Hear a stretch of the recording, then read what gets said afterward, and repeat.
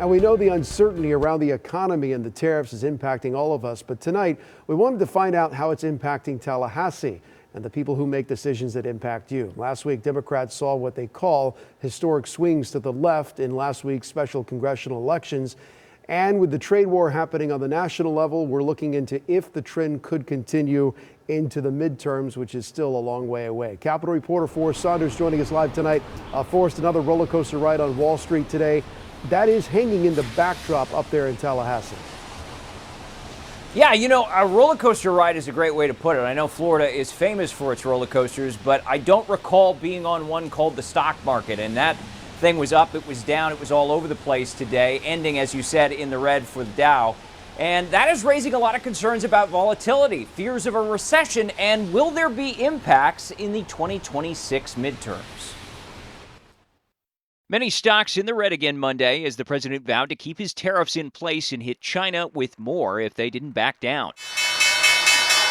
It continues to stoke fears of an impending recession, but Republicans urging patience, saying the game of economic chicken will pay off. So I think everybody needs to actually let this play out a little bit. Congressman Byron Donalds among them, speaking with us late last week. He's running for governor in 26, has the president's endorsement, and is fully vested in Trump's tariffs. They can choose to work with us. If they lower their tariffs, we'll lower ours, and we will have a good working relationship. But the American people and their economy cannot continue to be taxed and taken advantage of. What will it all mean for political fortunes in the coming midterm? Well, even before the trade war began, Democrats have seen progress in last week's special elections.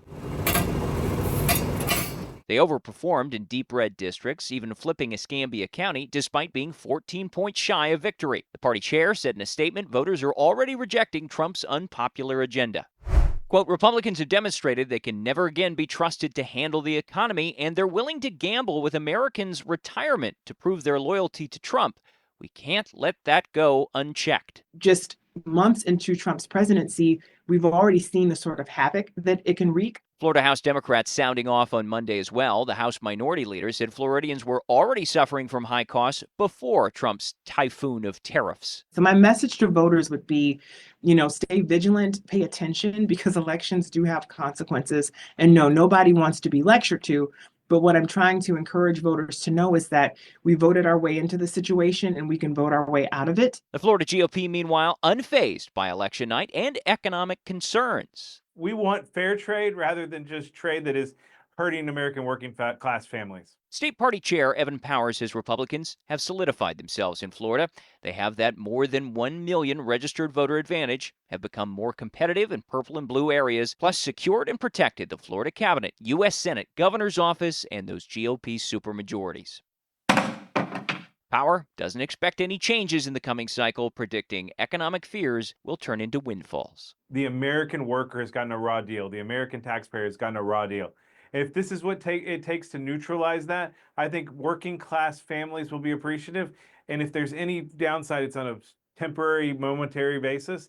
And then the economy is going to right itself because we're going to fix the American economy for the long run for our working families. All right, Paul, so here's a little news for you. The Florida Democrats also saying that they plan to contest every available seat in the next year's election, the midterm elections. They did so last year.